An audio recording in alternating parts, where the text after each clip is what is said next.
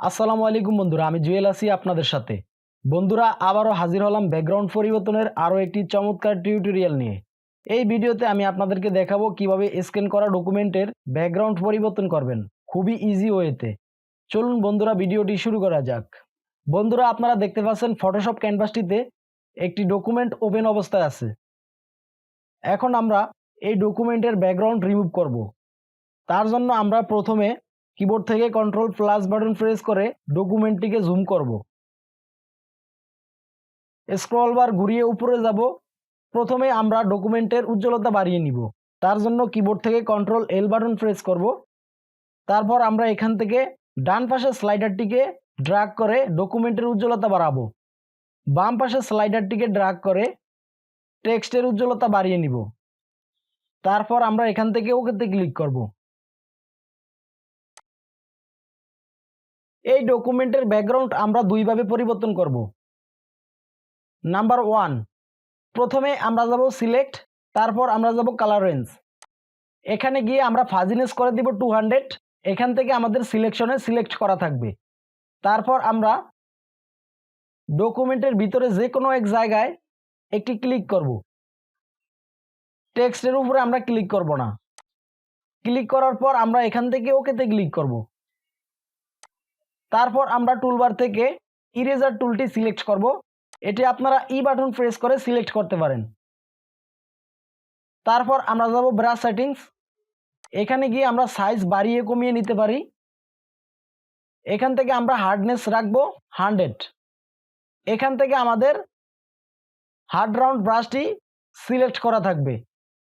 তারপর আমরা বাইরে একটি ক্লিক করব।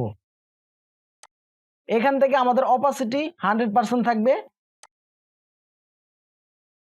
ফ্লো 100% থাকবে। এখান থেকে আমরা সেট ব্যাকগ্রাউন্ড কালার হোয়াইট রাখবো।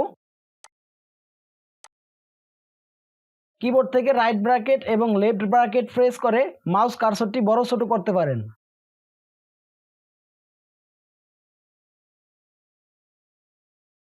তারপর এইভাবে আমরা ড্র্যাগ করব।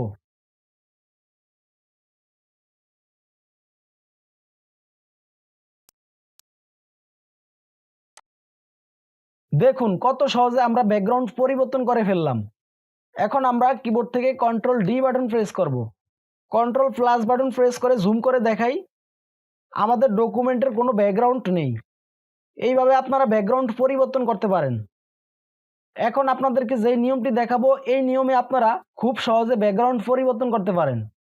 কিবোর্ড থেকে কন্ট্রোল অল্টা জেড প্রেস করে আনডু করব।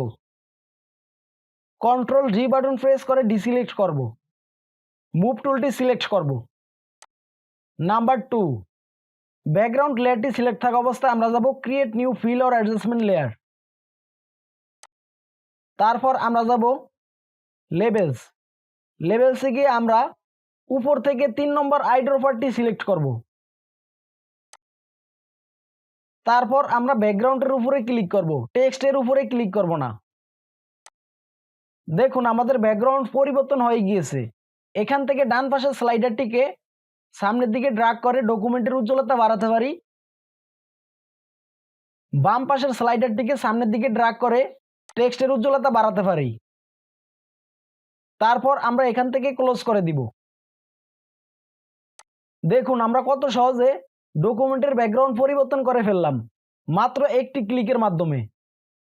সো বন্ধুরা, এভাবে আপনারা এই দুইটি পদ্ধতি অবলম্বন করে যে কোনো ডকুমেন্টের ব্যাকগ্রাউন্ড পরিবর্তন করতে পারেন। ভিডিওটি ভালো লাগলে অবশ্যই লাইকে ক্লিক করবেন এবং আমার চ্যানেলটি সাবস্ক্রাইব করবেন। ভিডিওটি দেখার জন্য ধন্যবাদ।